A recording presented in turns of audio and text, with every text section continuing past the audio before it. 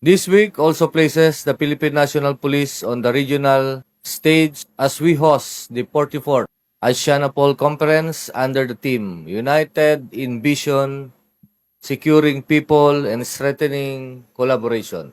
This gathering reflects the confidence of our ASEAN partners in the capability of the PNP. Let us ensure that every delegate experience not only our professionalism and operational readiness, but also the warmth and hospitality for which Filipinos are known.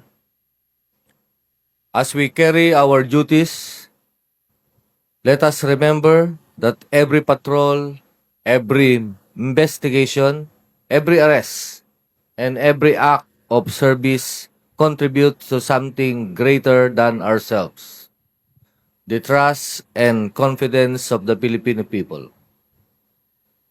Let us continue to serve with integrity, courage, and compassion as we build a bagong PNP para sa bagong Pilipinas. Serbisyong mabilis, tapat at nararamdaman.